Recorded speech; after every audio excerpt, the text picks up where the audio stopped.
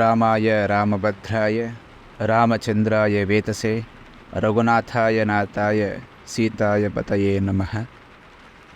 ನಮಸ್ಕಾರ ಕೇಳುಗರಿಗೆ.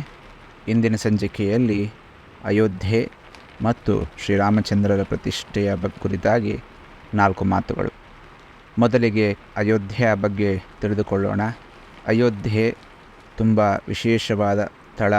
ಕಾರಣ ಅದು ಶ್ರೀರಾಮಚಂದ್ರರ ಜನ್ಮಸ್ಥಳವೂ ಹಾಗೂ ಶ್ರೀರಾಮರ ಆಡಳಿತ ಕೇಂದ್ರವೂ ಆಗಿತ್ತು. ಅದಲ್ಲದೆ ನಮ್ಮ ಸನಾತನ ಧರ್ಮದ ಕೆಲವು ಶ್ಲೋಕಗಳಲ್ಲಿಯೂ ಕೂಡ ಅಯೋಧ್ಯೆಯ ಬಗ್ಗೆ ಪ್ರಸ್ತಾವವಿದೆ.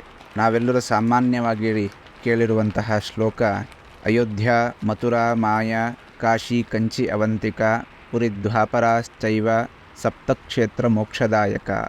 ಈ ಶ್ಲೋಕದ ಅರ್ಥ ಭರತಖಂಡದಲ್ಲಿರುವಂತಹ 7 ಕ್ಷೇತ್ರಗಳು ಮೋಕ್ಷಕ್ಕೆ ಅನುಮಾಡಿಕೊಡುತ್ತದೆ ಅಂತ ಹೇಳಿ.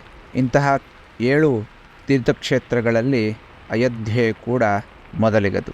ಅಯೋಧ್ಯೆಯಿಂದ ಹಿಡಿದು ಮಥುರಾ, ಮಯ, ಕಾಶಿ, ಕಂಚಿ, ಅವಂತಿಕ ಮತ್ತು ದ್ವಾಪರ ಈ 7 ಕ್ಷೇತ್ರಗಳು ಸಪ್ತಕ್ಷೇತ್ರಗಳು ಮತ್ತು ಮೋಕ್ಷದಾಯಕ ಕ್ಷೇತ್ರಗಳು ಎಂದು ಪುರಾಣಗಳಲ್ಲಿ ಈ ಶ್ಲೋಕವನ್ನು ಬಣ್ಣಿಸಿದ್ದಾರೆ.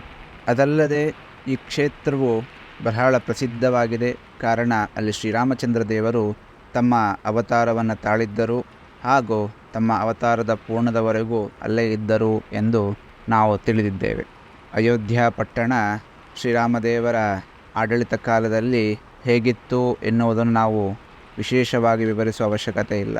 ಅಯೋಧ್ಯೆ ಹೇಗಿತ್ತು ಎಂದು ಹಲವಾರು ಜನ ಹಲವಾರು ರೀತಿಯಲ್ಲಿ ವಿವರಿಸಿದ್ದಾರೆ. ಹಲವಾರು ಶ್ರೀರಾಮದೇವರ ಕುರಿತಾಗಿ ಬಣ್ಣಿಸಿದ ಕಥೆಗಳಲ್ಲಿ ಶ್ರೀರಾಮದೇವರ ಆಡಳಿತ ವಿವರಣೆಯನ್ನು ನೀಡುವಂತಹ ಶಬ್ದಕೋಶಗಳಲ್ಲಿ ನಮಗೆ ಅದರ ವೈಶಿಷ್ಟ್ಯತೆ ಹಾಗೂ ಅದರ ವರ್ಚಸ್ಸು ಹೇಗಿತ್ತು ಎಂದು ತಿಳಿಯುತ್ತದೆ. ಅಂತಹ ಪುಣ್ಯಕ್ಷೇತ್ರಗಳಲ್ಲಿ ಇಂದು ಆ ಶ್ರೀರಾಮದೇವರ ಮೂಲ ವಿಗ್ರಹವನ್ನು ಸಹಿತ ವಿಶೇಷವಾಗಿ ಕೃಷ್ಣಶಿಲೆಯಲ್ಲಿ ಕೆತ್ತಿದಂತಹ ಶ್ರೀರಾಮಚಂದ್ರರ ವಿಗ್ರಹವನ್ನು ಇನ್ನೇನು ಕೆಲವೇ ದಿನಗಳಲ್ಲಿ ಪ್ರತಿಷ್ಠೆ ಆಗಲಿದೆ. ನಾವೆಲ್ಲರೂ ಯೋಚನೆ ಮಾಡಬಹುದು, ಏಕೆ ಅಯೋಧ್ಯೆಯಲ್ಲಿಯೇ ಪ್ರತಿಷ್ಠೆಯಾಗುವ ಶ್ರೀರಾಮಚಂದ್ರರು ವಿಶೇಷ? ನಮ್ಮ ಮನೆಯ ಬಳಿಯಲ್ಲಿಯೂ ಹಲವಾರು ರಾಮ ಮಂದಿರಗಳಿದ್ದಾವೆ, ಹಲವಾರು ರಾಮಚಂದ್ರರ ದೇವಸ್ಥಾನಗಳಿದ್ದಾವೆ, ಎಷ್ಟೋ ಪುರಾತನ ಕಾಲದ ದೇವಸ್ಥಾನಗಳೂ ಕೂಡ ಇದ್ದಾವೆ. ಯಾಕೆ ನಾವು ಅಯೋಧ್ಯೆಯಲ್ಲಿಯೇ ಪ್ರತಿಷ್ಠೆಯಾಗುವ ರಾಮನನ್ನು ವಿಶೇಷವಾಗಿ ಪ್ರಾರ್ಥಿಸಬೇಕು, ವಿಶೇಷವಾಗಿ ಪೂಜಿಸಬೇಕು ಎಂದು? ನಮ್ಮ ಸಾಮಾನ್ಯ ಭಾಷೆಯಲ್ಲಿ ಹೇಳುವುದಾದರೆ, ಪ್ರತಿಯೊಬ್ಬ ವ್ಯಕ್ತಿಗೂ ತಾನು ಪ್ರಪಂಚದಲ್ಲಿ ಎಲ್ಲಿ ಇದ್ದರೂ ಕೂಡ ಸಂತೋಷವಾಗಿರುತ್ತಾನೆ. ಯಾರ ಮನೆಯಲ್ಲಿದ್ದರೂ ಕೂಡ ಆತನಿಗೆ ಸಂತೋಷ ಸಿಗುತ್ತದೆ. ಅಲ್ಲದೆ ಆತನನ್ನು ಎಲ್ಲಿ ಜನ ಪ್ರೀತಿಸುತ್ತಾರೋ ಅಲ್ಲಿ ಆತನಿಗೆ ಖುಷಿಯೂ ಸಿಗುತ್ತದೆ. ಹಾಗಾದರೆ ಅವನಿಗೆ ಅತಿಯಾದ ಸುಖ ಸಿಗುವುದೆಲ್ಲಿ? ಅತಿಯಾದ ಖುಷಿ, ಅತಿಯಾದ ನೆಮ್ಮದಿ ಸಿಗುವಂಥದ್ದೆಲ್ಲಿ ಕೇಳಿದರೆ, ಪ್ರತಿಯೊಬ್ಬ ಮನುಷ್ಯನಿಗೂ ತನ್ನ ಮನೆಯಲ್ಲಿದ್ದಾಗ ಅದು ಎಲ್ಲಿಯೋದೋ ಒಂದು ಖುಷಿ ಸಿಗುತ್ತದೆ, ವಿವರಿಸಲಾಗದ ನೆಮ್ಮದಿ ಸಿಗುತ್ತದೆ.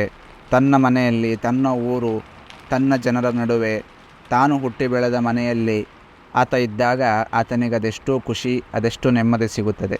ಬೇರೆ ಕಡೆ ಇದ್ದಾಗಲೂ ಆತನಿಗೆ ಖುಷಿ ನೆಮ್ಮದಿ ಸಿಗುತ್ತದೆ. ಆದರೆ ಆತನ ಮನೆಯಲ್ಲಿದ್ದಾಗ ಖುಷಿ ಹಾಗೂ ನೆಮ್ಮದಿ ಅದು ಅತ್ಯುನ್ನತವಾಗಿರುವಂಥದ್ದು.